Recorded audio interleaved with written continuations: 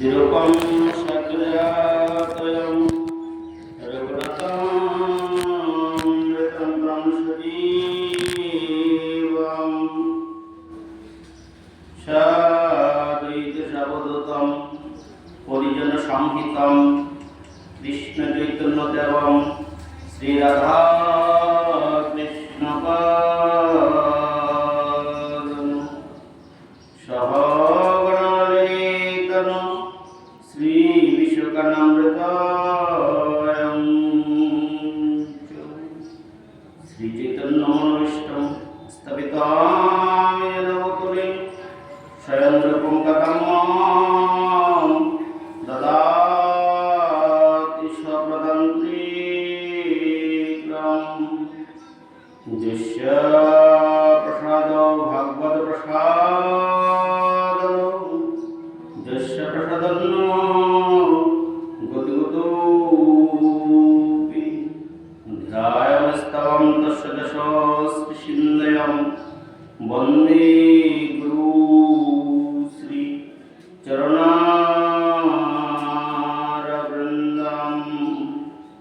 অজ্ঞানতিমিরন্ধস্যং জ্ঞান শ্লোকয়া চক্ষুरुन्मिलितं येन তস্मै শ্রীগুরুবে নমঃ অখণ্ডমণ্ডলাকারণং রত্नं নিরজরাচরং তৎপদং দর্শিतं येन তস্मै শ্রীগুরুবে নমঃ নিত্যানন্দ নমস্তে ব্রহ্মানন্দ প্রদায়িনী কৌলকলমশনাশয় জন্মপতি নমঃ। ওম নমো শ্রী শ্রী টিকা সত্য জগন্নাথ সুতায় সবিতে সপুত্রায় সকলত্রয় নমঃ। হা কৃষ্ণ করুণা সিন্ধু দীনবন্ধু জগৎপতে গোপীশ গোপিকাকান্ত রাধাকান্ত নমস্তুতে। তপ্ত কাঞ্চন গৌরাঙ্গী রাধে বৃন্দাবনেশ্বরী দ্বিশোভানুসুতে দিবিতং প্রণমামি হরিপ্রিয়ে। পঞ্চদদাকং কৃষ্ণং ভক্তরূপস্বরূপকং ভক্তবতরং ভক্তকং নমামি ভক্তশক্তিগ্রাম। গীতা সুকৃতা কর্তব্য শাস্ত্র বিস্তরে যা স্বয়ং অবশ্য মুখপ্রদবিনী নারায়ণ নমস্কৃতং নরোত্তমন্তেবং দেবীং সরস্বতীং ব্যাসং ততো জয়মুদীরয়তাম। তুলসীকানनं যত্র যত্র পদ্মফলানি চ পুরাণং পঠनं যত্র তত্র সন্নিহিত হরি। গুরুব্রহ্মণোদয় জগদ্ধিতায় চ কৃষ্ণায় গোবিন্দায় নমঃ। ভূমি গুরুরাধিকাস্তদালয় কৃষ্ণায় কৃষ্ণ ভক্তায় তদ্ভক্তায় নমঃ। বঞ্চকং বিন্দয় তুলসীদের বৈবেহিক সুবাসচ কৃষ্ণ ভক্তি পদে দেবী সত্যবতয়ে নমঃ। বঞ্চকল্পতরুশ্চ কৃপাসিন্ধুভ্যো চ পতিতানাং পাবনেভ্যো বৈষ্ণবেভ্যো নমো নমঃ। হরে কৃষ্ণ কৃষ্ণ কৃষ্ণ হরে হরে হরে রাম রাম রাম হরে হরে। হরে কৃষ্ণ কৃষ্ণ কৃষ্ণ হরে হরে হরে রাম রাম রাম হরে হরে। হরে কৃষ্ণ কৃষ্ণ কৃষ্ণ হরে হরে হরে রাম রাম রাম হরে হরে। হরে কৃষ্ণ কৃষ্ণ কৃষ্ণ হরে হরে হরে রাম রাম রাম হরে হরে। শ্রীকৃষ্ণ চৈতন্য প্রভু যে বলানি তাহা বিনা বলবন্ত কিছু নাহি জানি। জয় রূপ সনাতন ভট্ট রঘুনাথ শ্রীজীব গোপাল ভট্ট দাস রঘুনাথ। ছয় বিষয় পরিচরণ বন্ধন, যা হইতে বিঘ্ননাশয় অভীষ্ট পূরণ। এই ছয় বিষয় যার তার দাস, তা সবার বদলের মূল গ্রাস। তাদের চরণ সেবী ভক্ত শোনে বাস, জন্মে জন্মে হয় যেন এই অভিলাষ। এই ছয় বিষয় প্রমোরে করো দয়া, চরণে শরণ লইন দেহ পদ ছায়া।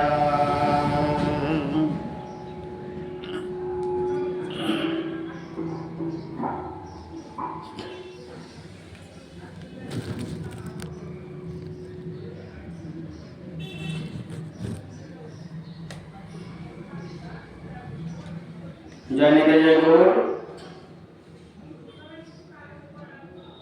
আজ শুভ নববর্ষ, পয়লা বৈশাখ। সমস্ত বিশ্ববাসীর যে কলমশ, সে কলমশ দূর হয়ে শুভ বুদ্ধি উৎপন্ন হয়ে সমস্ত জীবের সুমঙ্গলময় বিদায় ক্রিয়া শুরু হোক। শুভ নববর্ষ প্রত্যেকটা জীবের হৃদয়ে ভগবান শ্রীকৃষ্ণ চরণের ভক্তি উদয় হোক এবং সমস্ত জীবের মঙ্গল হেতু হোক। এই শুভ সূচনা নিয়ে জীবনের যাত্রা, প্রথম নববর্ষ, সেই পয়লা বৈশাখের প্রথম সেই দিনগুলি শুরু হোক বিশ্ব সমস্ত জীবের হৃদয়ে ভগবান শ্রীকৃষ্ণ চরণের ভক্তি রেখে। জয় নিতাই জয় গৌর।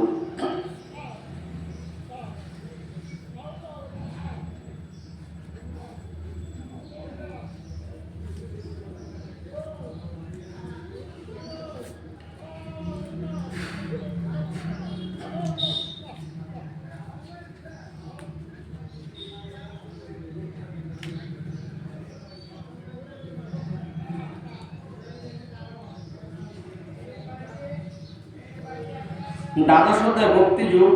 অর্জুন বাচ এবং সতত যুক্তা যে ভক্তস্ততম পর্যুপাসতে, যে চাপক্রম ব্যক্তম তুসংকে জিগুবিত্তমা। শ্রী ভগবান বাচ মর্যাবেশ মনোজি মায়ং মৃত্যু যুক্তা উপাসতে, শ্রদ্ধা প্রবদতি মে যুক্ততম মত। যে তকর্ম নির্দেশম ব্যক্তম পর্যুপাসতে, সর্বপ্রগম চিন্তন চ কুটস্থম চলম ধ্রুবম। অর্জুন বললেন, হে কৃষ্ণ, ভক্তি দ্বারা তোমার ভজনা আর অব্যক্ত ব্রহ্মের ভজনা, এই দুটির মধ্যে কোনটি শ্রেষ্ঠ? শ্রীকৃষ্ণ বললেন, হে অর্জুন, যাহারা যোগযুক্ত তাহারা আমাকে চিত্ত অর্পণ করেন, তাহারা ভক্তি পূজা দ্বারা আমার পূজা করেন, তাহারাই যোগী শ্রেষ্ঠ। পরম ব্রহ্ম অব্যয় স্বরূপী, তিনি কূটস্থ অচল অসংঘাতিক,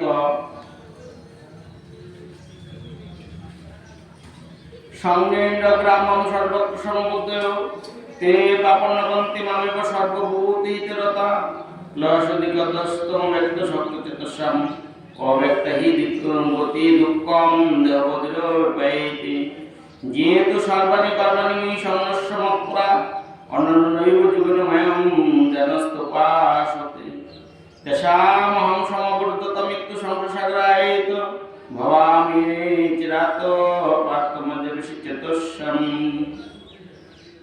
সর্বভূতিতে রত জিতেন্দ্রীয় ব্যক্তিগণ সেই কূটস্থ ব্রহ্মের উপাসনা করিয়া আমাকে লাভ করিয়া থাকেন।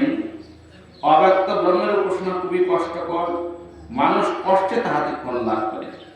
কেহ কেহ সর্বকর্ম আমাকে সমর্পণ করিয়া মন প্রাণ দিয়া আমার ভজনা করে, তাহারা আমাতেই প্রাণ সমর্পণ করিয়া থাকেন। আমি তাহাদিকে সংসার সাগর হইতে ত্রাণ করি। মজ্জবমন আদ্যাশয়ময়ী বুদ্ধিম নিবশেষ, নিবশসি মজবতোদ্যম ন সংশয়। অর্থচিন্তম সমাদাতুম ন সুপুষ্টিময়ী স্থিরম, অভ্যাস যুগল তত মামুচ্যদুত্তম ধনঞ্জয়। অভ্যাস প্রথমর্থস্য মৎকর্ম পরম ভাব, মদার্থমপি কর্মাণি কুর্বন্ন সিদ্ধিমুপায়সি। অদ্বৈত প্রসুপ্ত শ্রীকৃতয় মদযুগমাশ্রিত, সর্বকর্মফলত্যাগং তৎকুরু যথাত্মবান। তুমি মনোবুদ্ধি আমাকে স্থির করো, তাহলে মৃত্যুর পর আমাকে পাইবে। হে অর্জুন, যদি আমাকে মন বুদ্ধি স্থির করিতে নাই পারো, তবে অভ্যাসের দ্বারা চেষ্টা করো। অভ্যাস করিতে যদি অসমর্থ হও, তবে আমার প্রীতির জন্য আমার কাজ করো। হে অর্জুন, যদিও তাহা না পারো, তবে সর্বকর্ম ফল ত্যাগ করিয়া নরযুক্ত হও। শ্রেয় হি জ্ঞানম অভ্যাসায জ্ঞানানন্দ বিশেষ হইতে জ্ঞানানন্দ কর্মফল ত্যাগ অত্যন্ত নিরন্তরম অদ্রষ্ট সর্বভূতানাং করুণাবচ নিরন্তর সমদুঃখ সুখ কমি সন্তুষ্ট সত্যম যোগী যথাত্মাদৃঢ় নিশ্চয় মর্যাপিত মনোবুদ্ধি মদভক্ত সমে প্রিয় যস্মান্ন দিজতে লোকলোকায়ন দিজতে যজ হর্ষমর্ষভয় উদ্যোগ মুক্ত যশচ মে প্রিয়। অভ্যাস হইতে জ্ঞান বড়, জ্ঞান হইতে ধ্যান বড়, ধ্যান হইতে ফল ত্যাগ বড়, ফল ত্যাগ করিতে পারিলেই শান্তি পাওয়া যায়। আমার ভক্ত সুখে দুঃখে অহংকার অমমত্বহীন এবং দয়ামূর্তি ও ক্ষমাযুক্ত হইয়া থাকেন। আমার ভক্ত জিতেন্দ্রিয় দৃঢ় নিশ্চয় মন বুদ্ধি আমাকে অর্পণ করিয়া সর্বদা সন্তুষ্ট থাকেন। যিনি অন্যকে উদ্বিগ্ন করেন না এবং নিজেও উদ্বিগ্ন হন না এবং হর্ষদেশ ভয়মুক্ত, তিনি আমার প্রিয় ভক্ত। অনপেক্ষ সূচিত উদাসীন ব্রত সর্বারম্ভ পরিত্যাগী যোগ মদভক্ত স্বামী প্রিয় যস্মান্ন জ্যোতি নশক্তি নদেষ্টি নশুচিতি নকাকৃতি শুভাশুভ পরিত্যাগী মানব যশমে প্রিয় শুভ সমশৌচ মিত্রে তথা মানব মনেয় শীতোষ্ণ সুখে দুঃখে সুখ সমসঙ্গ বিবর্জিত তুলনেন্দ্রস্তে মৌনি সন্তুষ্ট যেন কেনাচিত অনিকেত স্ত্রীর মতি ভক্তি মানবে প্রিয় নর। যে তুমি নিষ্পর্শ নিরপেক্ষ সর্বদা পবিত্র সর্বদেবী, তিনি আমার প্রিয় ভক্ত। যাহার দেশ সুখ ও ভয় নাই এবং শুভ অশুভ পরিত্যাগী, সেই আমার প্রিয় ভক্ত। আমার প্রিয় ভক্তের শ্রীকৃষ্ণে সুখ দুঃখে মান অপমানে এবং শত্রু মিত্রে সমান ভাব, তাহার মনে বিন্দুমাত্র আসক্তি থাকে না। আমার প্রিয় ভক্ত স্বল্পবশী অমৌনী তুষ্টি নিন্দা তাহার সমজ্ঞান, তিনি অল্পে সন্তুষ্ট।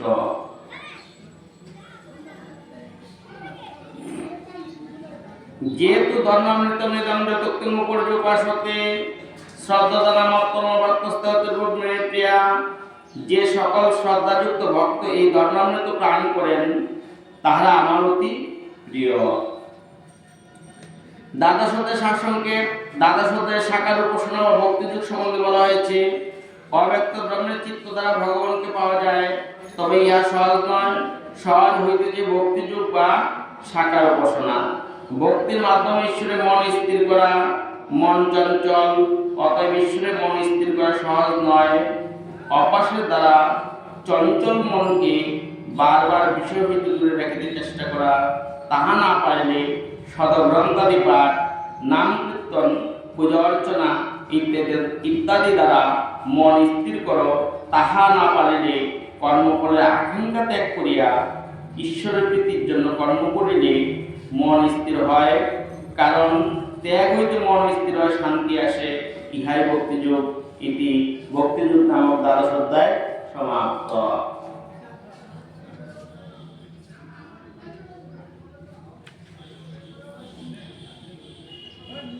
भगवान श्री कृष्ण वचो गीता में हृदय तत्व, गीता में सारमतम, गीता में ज्ञानमतम, गीता में ज्ञानमभयम, गीता में जतमेव स्तनम, गीता में परमं पदम, गीता में परमं पूज्यम, गीता में परम गुरु, गीताश्रयहं तिष्ठामि, गीता में परमं गृहम्, गीता ज्ञानं श्रमाश्रित तिलकं पलायनम्, गीता में परम विद्या ब्रह्मरूप न संशय अद्वैत हर नित्यं निर्वाच्य पदाधिका। গীতা নামানি বক্কামি গুজ্জানি শ্রীন পাণ্ডব কেতনাথ সর্ব পাপানি বিলেন জানতি তৎনায়িত ওম গঙ্গা গীতাচ সাবিত্রী সীতা সত্তা প্রতিব্রতা ব্রহ্মাবলী ব্রহ্মবিদ্যা ত্রিসন্ধ্যা মুক্তি গেহিনী অর্ধমাত্রা চিদানন্দা ব্রহ্মগ্নিবাতি নাশিনী ব্রতত্রী পরানন্দা তথার্থ জ্ঞান মঞ্জুরি ইতত্রাণি জপে নিত্যম নলিলেতল মানসম জ্ঞান সিদ্ধিম নবনিত্যম ততান্তে পরমাম পদম।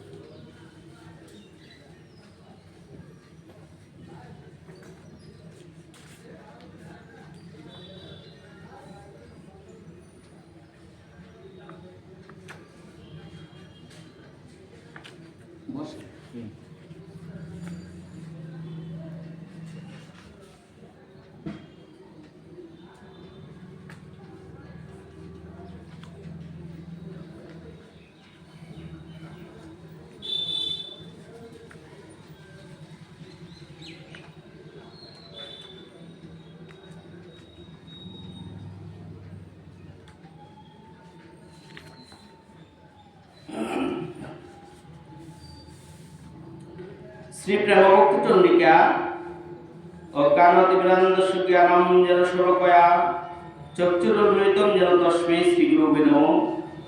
শ্রী চৈতন্য মনোবিষ্টম স্থাপিতম যেন ভূতুরি স্বয়ং রূপম কদম্যহম দদাতি সর্বদন্তিকম। শ্রী গুরু চরণ পদ্ম কেবল ভক্তি সদ্ম বন্দময় সাবধান শোনে যাহার প্রসাদে বাই এবং তুলিয়া যায় কৃষ্ণ প্রাপ্তি হয় যাহাদের হইতে। গুরুমুখ পদবাক্য হৃদে করি মহাশক্য আলনা করিও মনে আস শ্রী গুরু চরণের অতি এই সে উত্তম গতি যে প্রসাদে পুরে সর্বাস। চক্ষুদান দিল যেই জন্মে জন্মে প্রভু সেই দিব্য জ্ঞান নিজে প্রকাশিত। অনাদিকাল হইতে অজ্ঞান রূপ অন্ধকারে অন্ধ আমাকে যিনি কৃপাপূর্বক শ্রী ভাগবত তত্ত্বজ্ঞান রূপ অঞ্জন সরকয়া দ্বারা আমার নয়নদয় উন্মিলিত করিয়াছেন সেই শ্রী গুরুদেবকে আমি নমস্কার করি। শ্রী চৈতন্য মহাপ্রভুর মনোবিষ্ট শ্রী ভাগবত ভক্তি ও ভক্তি রসশাস্ত্র যাহার দ্বারা জগতে প্রচারিত ও স্থাপিত হয়েছে সেই শ্রীরূপ গোস্বামী পাদ স্বয়ং কবে নিজ চরণে আমার স্থান দিবেন সদ্য গৃহ সাবধানে শোনে সাবধানের সহিতে যাহাতে শ্রী গুরুদেবের শ্রীচরণে কোনো অপরাধ না হয়। এই যে কথা উক্তিগুলা যে কোনো গ্রন্থই আপনি পড়ুন বা যে কোনো তত্ত্ব আলোচনা করুন যাতে গুরুচরণে অপরাধ না হয় সেই দিকে সাবধান হয়ে আপনাকে বিবেচনা করে সেই তত্ত্ব আলোচনা করতে হবে। আর যদি গুরুচরণে অপরাধ হয়ে যায় তাহলে আমাদের জগতে বৈষ্ণব অপরাধ আমাকে হইতে হবে। যার জন্য বলতে সাবধান শোনে। যিনি এই রসশাস্ত্র প্রকাশিত করলেন গৌড়প্রাশ্বর যিনি সেই শ্রীরূপ গোস্বামী। সেই শ্রীরূপ গোস্বামী দ্বারা আজকে আমরা এই জগতে প্রত্যাবিত যত গ্রন্থ যত তীর্থস্থান ওনাদের কৃপায় আমরা দর্শন করেছি। যে সর গোস্বামীগণ আমরা যে বলি সেই সর গোস্বামীর দ্বারা আমরা এই দর্শন করে থাকি তীর্থস্থানগুলা। আর না তো সবই লুপ্ত ছিল, সে মহাপ্রভুর কৃপায় ওনারা যে সেই স্থানগুলি উদ্ধার করলেন হেতু কারণে আজকে সমস্ত জীবের ভাগ্য পরিবর্তন হয়েছে। যার জন্য আজকে সেই তীর্থস্থান বিশ্বের যত জীব আছে সবই দর্শন করতে পারে। নয়তো সবই লুপ্ত হয়ে গিয়েছিল, তখন ওই তীর্থগুলি আমরা আর দর্শন করতে পারতাম না। ওনার কৃপাতেই আমরা সেই গৌর গোবিন্দের কৃপা এবং সেই সর্বস্বামীর কৃপাতে আজকে গ্রন্থ বা অন্যান্য যা কিছু শাস্ত্র ওনাদের দ্বারাই কিন্তু আমরা পেয়েছি। আজকে ওনারা যদি না আসতো তাহলে গৌর গোবিন্দের কৃপা তত্ত্ব বা লীলা তত্ত্ব আমরা বুঝতেই পারতাম না, হৃদয়ঙ্গম করতে পারতাম না, গুরুজি কি বস্তু তাহা আমরা জানতে পারতাম না। একমাত্র ওনাদের কৃপা বলেই, সেই গৌর হরির কৃপা দ্বারাই সমস্ত কিছু তত্ত্ব জগতে প্রকাশিত হলো সর্বস্বামীর মাধ্যমে। বর্তমান কলিযুগে গৌর হরিকে সাধনা না করলে, কেউ যদি সরাসরি বোয়াতে চলে যায় তাহলে হবে না। ব্রজ থেকে তিনি নদী আসলো, অর্থাৎ নদীয়াতে এসে অবতীর্ণ হলেন, যার জন্য আগে আমাদের নবদ্বীপ দর্শন, তারপর বৃন্দাবন। আর যে কোনো পূজা পার্বণের বেলায় আগে গৌর হরিকে সেবা পূজা, গৌর গোবিন্দের সেবা। গৌর হরির কৃপা হলে গোবিন্দের কৃপা হবে, আর গৌর হরির কৃপা না হলে গোবিন্দের কৃপা কখনো হয় না। আমি যত শাস্ত্রই করি, যত অধ্যয়ন করি, কোনো লাভ নেই যদি সদ্গুরুর কৃপা না থাকে। সেই গুরুর কৃপাতেই সমস্ত কিছু।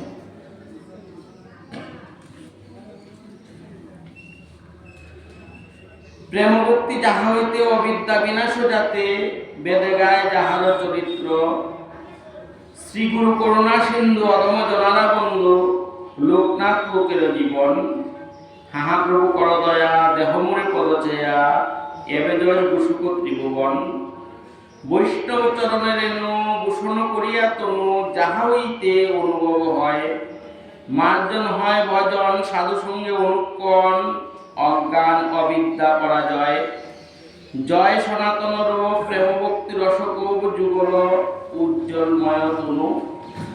সেই উজ্জ্বল তনু আমরা ওনাদের দ্বারাতেই দর্শন করতে পারলাম। যাহার প্রসাদে লোক পাশরিল দুঃখ সুখ, প্রকটিত কল্পতরু জনু।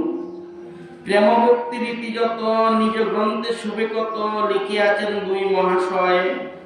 যাহার শ্রবণ হইতে পরমানন্দ হয় চিত্তে, যুগল মধুর আশ্রয়। যুগল কিশোর প্রেম, লক্ষ্যবান হেম হেম, হেনদম প্রকাশিলা যারা। জয় রূপ সনাতন, দেহ মুরে প্রেমদন, সেরতন মূর গলে হারা। ভাগবত শাস্ত্র মর্ম, নববিধ ভক্তি ধর্ম, সদাই করিব সুসেবন। অন্ন দেবাশ্রয় নাই, কহিল ভাত তোমারে কহিল ভাই, এই ভক্তি পরম কারণ। সাধু শাস্ত্র গুরু বাক্য, হৃদয় করিয়া বক্য, সতত্ব বাসিব প্রেম মাঝে। কর্মী জ্ঞানী ভক্তিহীন, ইহারে করিয়া বিন, নরোত্তম এই তত্ত্ব গাজে। অর্থাৎ যারা কিছু জানে না, ভক্তিহীন, কর্মী জ্ঞানী, এদের সঙ্গে যখন থাকবেন আপনার ভক্তিকে নষ্ট করে দেবে। কেন? তারা কর্ম উপদেশ দিবে, জ্ঞান উপদেশ দিবে, তার দ্বারা আপনার সেই ভক্তি নষ্ট হয়ে যাবে। আর সেই ভক্তি রসক, অর্থাৎ সর্বশ্রেষ্ঠ ভক্তিমূল। যত কিছুই জীবনে যে যাই করুক, কিন্তু ভক্তির ঊর্ধ্বে কোনো কিছু নয়। আজকে আমি ব্রহ্মপদ যদি লাভ করি, ভগবান শ্রীকৃষ্ণ চরণে যদি ভক্তি না থাকে, তাহলে আমার সেই ব্রহ্মজ্ঞানও তুচ্ছ। সর্বমূলাধার একমাত্র ভগবান শ্রীকৃষ্ণ। ওনা থেকে সমস্ত বিশ্ব ব্রহ্মাণ্ডের সৃষ্টির কল্পতরু। আজকে যত ধর্মের প্রকাশ হোক, সেই ধর্মের মূল কারণ ভগবান শ্রীকৃষ্ণ। ভগবান শ্রীকৃষ্ণ ছাড়া এই আপনি যত ধর্ম করেন, কোনো কিছুই আসেনি। কিন্তু আপনি পুরাণ ইতিহাস যে আপনি গাঁটবেন, তা দেখবেন সমস্ত কিছু ভগবান শ্রীকৃষ্ণেরই তত্ত্ব উপলব্ধি করা আছে। ইতিহাস, বাংলা সাহিত্যের ইতিহাস, যেমন এটা কলেজে বা ওই 12-এ যখন পড়ে, তখন দেখবেন বাংলা সাহিত্যের ইতিহাসের মধ্যে ভগবান সম্বন্ধে অনেক কিছু তত্ত্ব দেওয়া থাকে। তাহলে তখন দেখবেন ইতিহাসের যে মূল তত্ত্বগুলা তখন উঠে আসে। আর আমরা এই জগতের ইতিহাস নিয়ে কিন্তু পড়ি, কিন্তু ভগবানের ইতিহাস নিয়ে কখনো কিন্তু আমরা গবেষণা করি না। অন্যান্য ধর্মের লোক দেখুন, একটা বাচ্চা পোলাবানকে বলেন ভগবান সম্বন্ধে বা তাদের যেই তত্ত্ব হোক, সেই তত্ত্ব নিয়ে তারা আলোচনা করতে পারে। সুন্দর উত্তর দিতে পারে।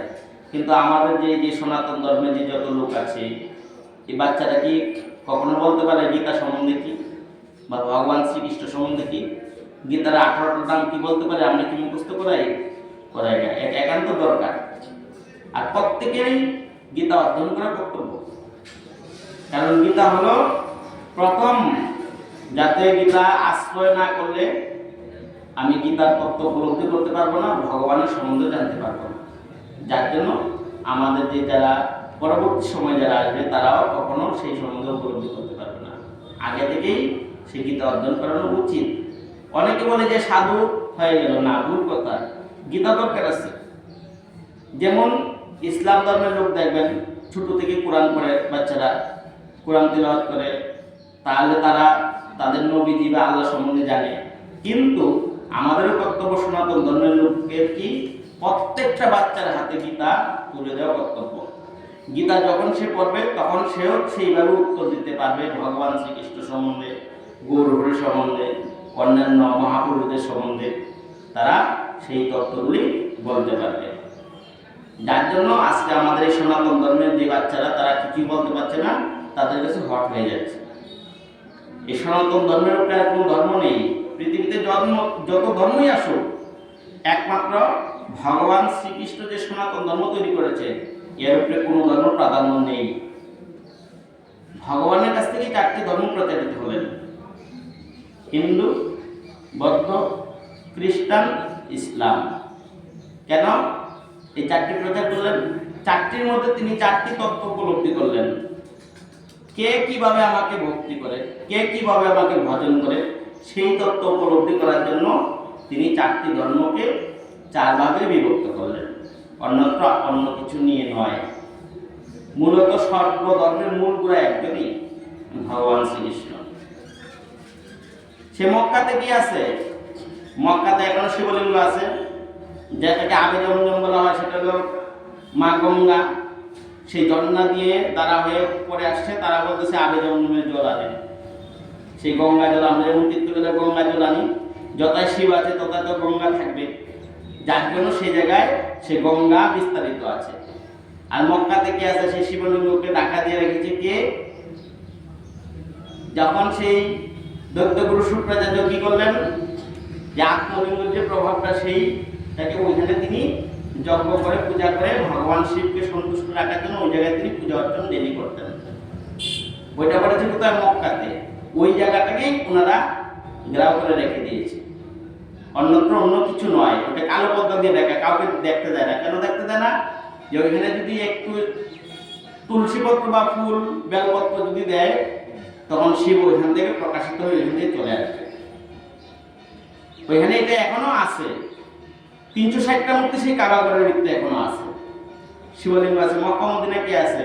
সেই ভগবানের চরণ চিহ্ন সব জায়গায় বিরাজিত আছে, অন্যত্র কোনো কিছু নয়। সনাতন ধর্ম শাশ্বত।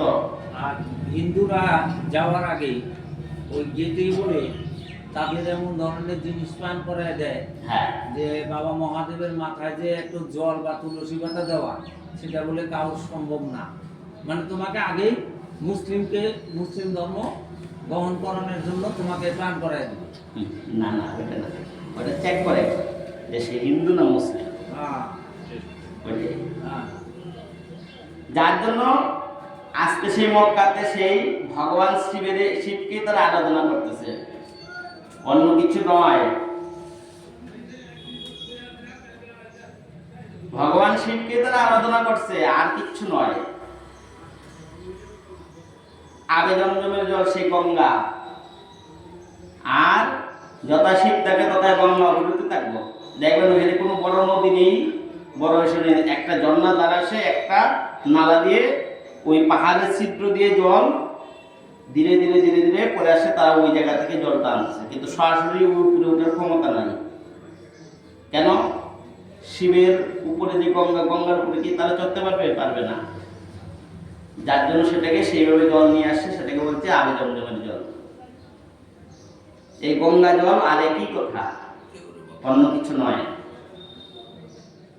ধর্ম কোথা পেল? লক্ষ লক্ষ গ্রন্থ যখন চুরি হয়ে গেল, রূপ সনাতন গোস্বামী যখন গ্রন্থ লিখলেন, যখন তারা বাংলায় প্রেরিত করলেন, তখনই মাঝপথ থেকে সেই জায়গাতে লক্ষ লক্ষ গ্রন্থ তারা নিয়ে গেলেন। সেই গ্রন্থগুলা যখন আবার পুনরায় উদ্ধার করলেন, ওইখান থেকে কি করলেন,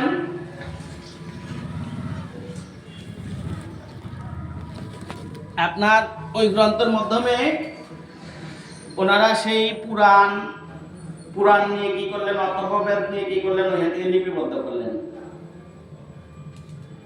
শাস্ত্র কোথায় পেল? অথর্ববেদ থেকে তাদের যে যত তন্ত্র মন্ত্র, যত ঔষধীকরণ, যত কিছু আছে সেই অথর্ববেদ থেকে তারা লিপিবদ্ধ করে নিল। আমাদের পুরাণ থেকে তাদের পুরাণের ইতিহাস তৈরি হলো, অন্য তো কোনো কিছু থেকে নয়। এই যে বলে ফাতেমা, আর আমাদের বলে কি কালী, আমাদের দুর্গা, তাদের কুলসুমা, হাসান হোসেন, কার্তিক গণেশ, একই নাম, মানে নাম দিছে পরিবর্তন করে। ওখানে উহুদি কাকে বলে? ওখানে ব্রাহ্মণ বংশ ছিল, ওখানে ব্রাহ্মণ বংশকে উহুদি বলা হয়। আগে তো ছিল আজব ব্রাহ্মণ, ওই মক্কাতে সমস্ত ব্রাহ্মণ এসেছিল, তখন সে উহিদি বলা হয়। কেন উহিদি? ওরা এখানে স্পর্শ করতে পারবে না, তারা ওই জায়গাটা এসে করছে। কোথা থেকে হলো? সেই আজব ব্রাহ্মণের ছেলের নাম দিল কি? ইব্রাহিম খলিলুল্লাহ। ব্রাহ্মণ বংশ থেকে সমস্ত কিছু আসছে, ওখানে অন্য কিছু থেকে নয়। মূল দেখবেন, মূল পৌরাণিক ভূগোল ইতিহাস পড়বেন, ওটাতে পাবেন, এছাড়া অন্য কিছুর মধ্যে পাবেন না। যেগুলো পুরানা গ্রন্থ আছে, সেই পুরানা গ্রন্থের মধ্যে সেই তত্ত্বগুলো উপলব্ধি করা আছে, এছাড়া অন্যত্রের মধ্যে কোনো কিছু নাই। আর এখন যেগুলো হচ্ছে, এগুলোর মধ্যে এত তত্ত্ব পাবেন না। কিন্তু গাঁটতে হবে আমাকে পুরাণগুলো গাঁটলেই তার নিচে অনেকগুলো তত্ত্ব লিপিবদ্ধ করা আছে, ওইখানে পাওয়া যাবে।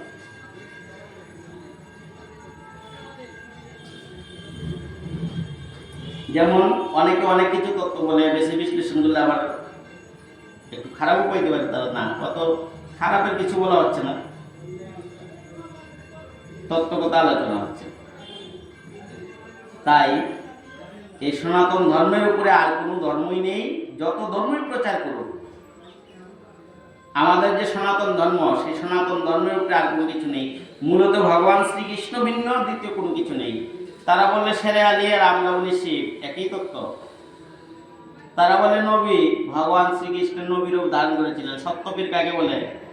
স্বয়ং নারায়ণ এক রূপ ধারণ করে সত্যপীর নিয়মে প্রচারিত হলেন। তাহলে তার পীর কোথায় পেল? পীর উপাধি এই ভগবানের আরেক দ্বিতীয় রূপ, যে তারাও যাতে আমাকে ভজন করতে পারে।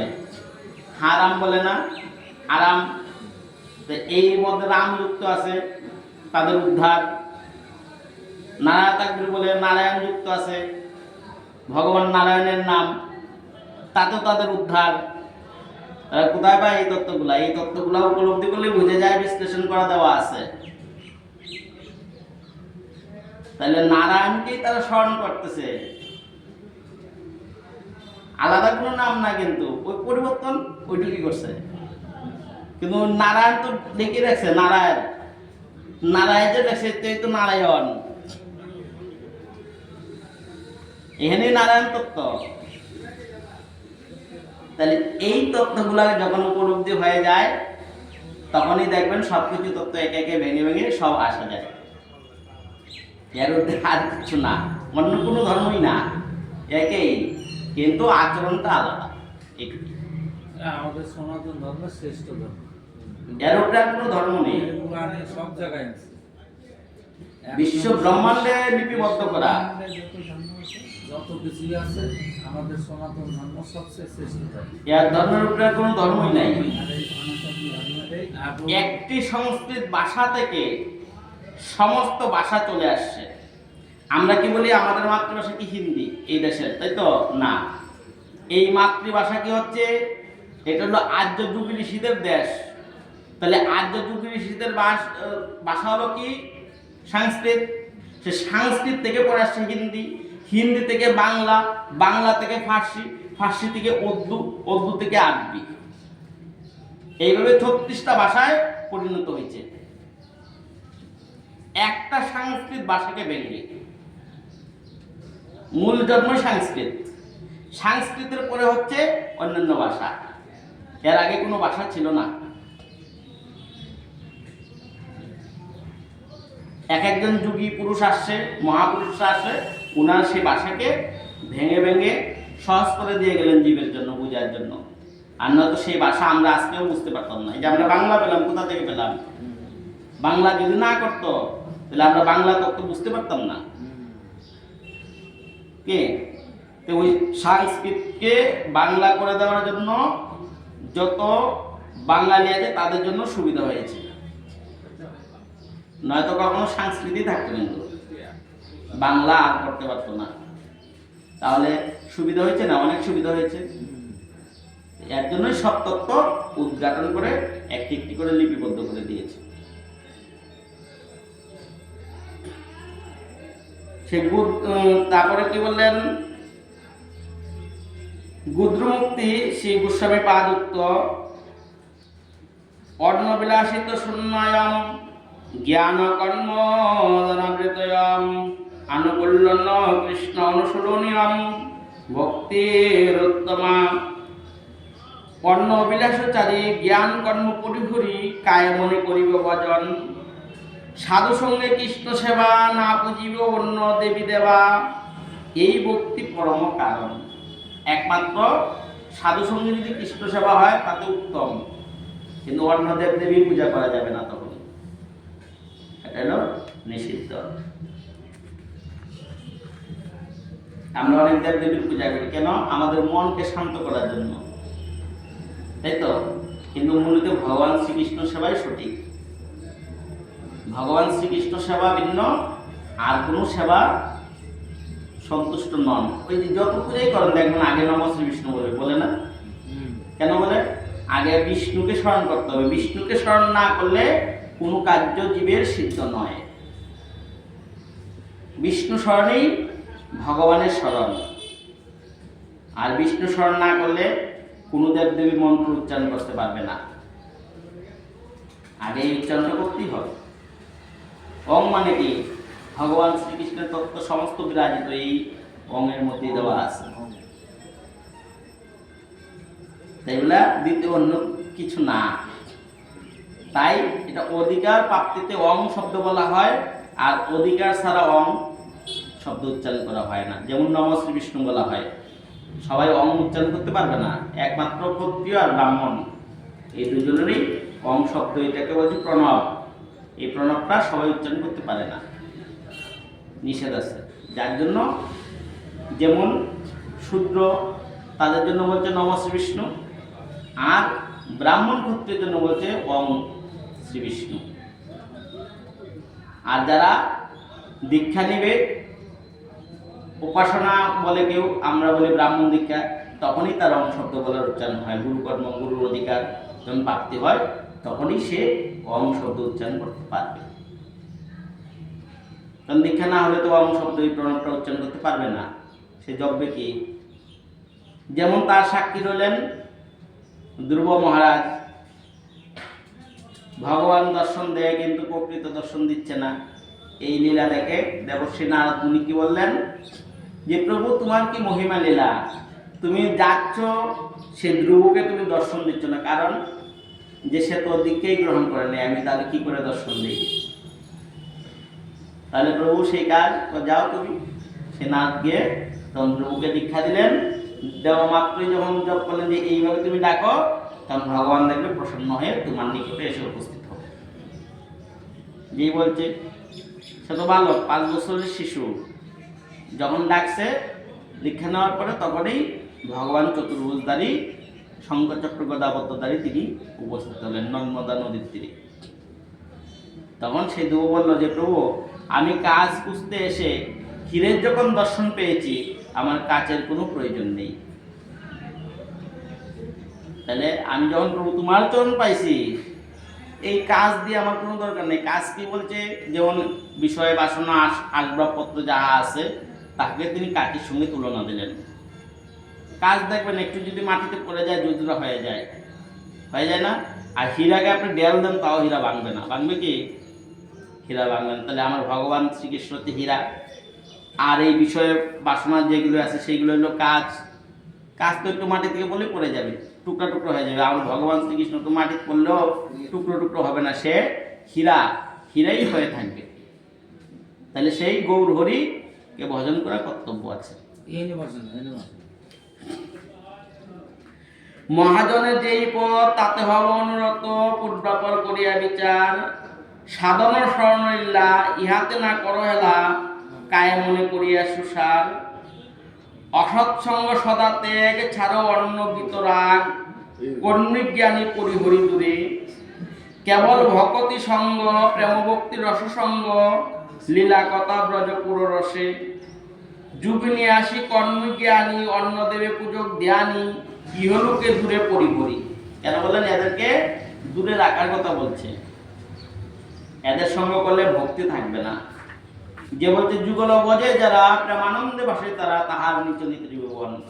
যারা যুগল ভজন করে তাহার নিচে এলো ত্রিভুবন, এর ঊর্ধ্বে নয়।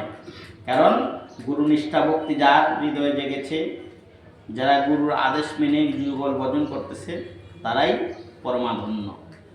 তাদের কাছে আর কোনো কিছু প্রয়োজন নেই। অর্থাৎ ভক্তিটা যদি থাকে তাহলে সর্বমূল আধার। আমার এত তত্ত্ব এত কথা প্রয়োজন নাই, আমার ভক্তি হলো মূল। আমি যদি হৃদয় থেকে ভক্তি ভরে তাকে ডাকি নয়ন জলে, এটাই আমার প্রাধান্য। আর আমার যদি নয়ন জলেই না আসলো তাহলে আমার ভক্তি লাভ হবে না। তাহলে বৃন্দাবনে কি বললেন? বিনা প্রেম সে নাহি মিলে নন্দলালা। প্রেম কি? নয়নের যে অশ্রু, তাকেই বলছে প্রেম। আর এই জগতে যে প্রেম, এটা হচ্ছে কাম, এটা প্রেম নয়। জগতে যাহা কিছু তা হচ্ছে কাম, কামনা, বাসনা, লালসা। আর যে দুই ফোঁটা নয়ন বাড়ি বসবে সেটাকেই বলছে প্রেম। যে প্রেমে যখন পরিণত হবে তখনই ব্রজে সে নন্দলালার কৃপা মিলে। স্বয়ং রাধারানী জনম গেল প্রভুর চরণে কাঁদিতে কাঁদিতে। কেন? বিনা কান্নায় কখনো ভগবানের চরণ দর্শন করা যায় না। আর আমি যদি বলি যে না, আমি এই আনন্দ ফুর্তিতে ভগবানকে ডাকবো, আমার নয়নে কোনো জলের প্রয়োজন নেই, তাহলে ভগবান প্রসন্ন হবে না। ভগবানকে প্রসন্ন করার একটাই উপায়, নয়ন অশ্রু জল। নয়ন অশ্রু যখন অবিরাম বসবে তখনই প্রভু প্রসন্ন হবে। কিন্তু বাসনা একটাই থাকতে হবে যে প্রভু তোমার চরণে মুক্তি। তার কাছে যদি আমরা দঞ্জন চাই দিবে, কিন্তু কৃষ্ণ মুক্তি দিবে না। তাই বলতে কৃষ্ণ যদি ছুটে ভক্তে মুক্তি দিয়া, কৃষ্ণ প্রেম ভক্তি নাহি দেয় রাখে লুকাইয়া। ভগবানের যে রাতুল চরণ ভজন করার সামর্থ্য দিবে না। দঞ্জন যা চাবেন সব দিয়ে দিবে, কিন্তু ভগবানের যে যুগল চরণে ফুল তুলসী দেওয়া আর তার চরণে যে ভক্তি, এটা কখনো আপনাকে দান করবে না। এটা বাস্তব। আপনি দেখেন, এক সপ্তাহ আপনি তুলসী পরিক্রমা করে কোথাও কোনো দিকে যাবেন, আর এক সপ্তাহ তুলসী পরিক্রমা ছাড়া কোথাও কোনো দিকে যাবেন, দেখবেন দুই রকম ভাব উৎপন্ন হবে। দুই রকম ভাব উৎপন্ন হবে। একটা বাস্তব জগতের কথা। আপনি যদি তুলসী মহারানীকে ডেইলি জল দান করে 4 বার প্রদক্ষিণ করে কোথাও আপনি যাবেন, আপনার যদি কোনো বিপদ সামনে থাকে সেটাকে খণ্ডন করবে, আর আপনি এই পরিক্রমা ছাড়া কোথাও যান, যদি আপনার বিপদ থাকে সেই বিপদ আপনার উপর পড়ে যাবে। বৃহত্তর জায়গায় সেটা কি হবে? লঘু হবে যদি পরিক্রমা করে যান। আর যদি আপনি পরিক্রমা ছাড়া যান, দেখবেন আপনার বিপদে যেটা সম্পূর্ণটাই আপনার গাড়ি পড়ে যাবে। এটা বাস্তব সত্য কথা। আপনার পরিক্রমার ফল সাক্ষাৎ পেয়ে যাবেন। তাহলে এই গুণগুলো হলো অবধারিত। কেন? এই গুণগুলা বাস্তব। দেখুন, আপনি পরীক্ষা করে পেয়ে যাবেন বাস্তব ফল। ধর্ম কর্ম দুঃখ সুখ যেবা থাকে অনন্য যুগ, ছাড়ি বজ গিরিবর দাদি, তীর্থযাত্রা পরিশ্রম কেবল মনের বম, সর্বসিদ্ধ গোবিন্দ চরণ। সুদৃঢ় বিশ্বাস করি মদ মাসহ্য পরিহরি, সদা কর অন্যান্য ভজন। কৃষ্ণ ভক্ত অঙ্গ হেরি, কৃষ্ণ ভক্ত সঙ্গ করি, শ্রদ্ধামৃত শ্রবণ কীর্তন। অর্চন স্মরণ ধ্যান নব ভক্তি মহাজন, মহাজ্ঞান এই ভক্তি পরম কারণ। মানে নববিধা ভক্তির কথা বললেন। সেই নববিধা ভক্তির মধ্যে প্রাধান্য হলো কি? শ্রবণ এবং কীর্তন। এই দুটো আগে ভালো করে পড়তে হবে। শ্রবণ এবং কীর্তন। কীর্তন কি? হয়ে নাম সংকীর্তন। হয়ে নাম করতে হবে আপনাকে, আর শ্রবণ করতে হবে। কি শ্রবণ? ভাগবত পাঠ, গীতা পাঠ, সাধুদের সাথে আলোচনা। এটা হলো শ্রবণের মাধ্যমে আপনার যে কলুষিত যদি কোনো অপরাধ থাকে তাও আপনার দূর হয়ে যায়। হৃদয় চিত্তে যদি কোনো কলুষিত ভাব থাকে তাও দূর হয়ে যাবে। কি বলতে? সাধু সঙ্গে, যে বলতে সাধু সঙ্গ সর্বশাস্ত্রে কয়, লবমাত্র সাধু সঙ্গ সর্বসিদ্ধ হয়। তাহলে তার দ্বারা সেই অপরাধগুলো আপনি খণ্ডন হয়ে যাবে যদি আপনি সেই সাধু সঙ্গ করতে পারেন, সেই শ্রবণ এবং কীর্তন করতে পারেন। শ্রবণ করে যদি ধরে রাখতে পারেন তাহলে দেখবেন আপনার জীবন উত্তীর্ণ হবে, অধোগতি হবে না, ঊর্ধ্বগতি হবে ভগবান চরণে। তখন দেখবেন আপনার পরমানন্দ লাভ হবে। একাদশী করলে কি হয়? অনেক কিছু তত্ত্ব উপলব্ধি হয়। একাদশী যারা করে না তারা সেটার অর্থ বুঝে না। একাদশী যারা করবে তারা সেটা আর কখনো ছাড়বে না, একাদশী করবেই। প্রথমে একটু অসুবিধা হয়, তারপরে যখন এক দুইটা করবে অভ্যাস হয়ে যাবে তখন দেখবে যে না আমার ভালো লাগছে, আমি আরও করবো। তদ্রূপ ভগবানের সেবাটাও নিজ হস্তে দেওয়া অতি সুন্দর এবং দুর্গম। যতই আমি দেব নিজে ততই মনে উৎফুল্লিত আনন্দ বাড়ে যে আমি ভগবানের সেবা আরও করবো। তখন দেখবেন অন্যকে দিয়ে আপনি করা দিতে যাবে না, যে নিজেই করি ভগবানের সেবা। তখন এটা একটা আনন্দ জাগে হৃদয়ে, প্রফুল্ল চিত্ত হয়। তখন হৃদয়ে যে কষ্টগুলো সব দূর হয়ে যায়, যে আমি ভগবানকে নিয়ে সদা সর্বদা থাকি। এমন একটা আনন্দময় সেই চিন্ময় জগৎ। সেই চিন্ময় জগৎ হলো ভগবানের ধাম। যতই ভগবানের বিগ্রহ আছে ততই চিন্ময় ধাম। আর ভগবানকে যে ওভারটেক করে যায় তার কথা তার বলা ভাবলো, তার আর কি বলা যাবে? কিছু বলার নেই।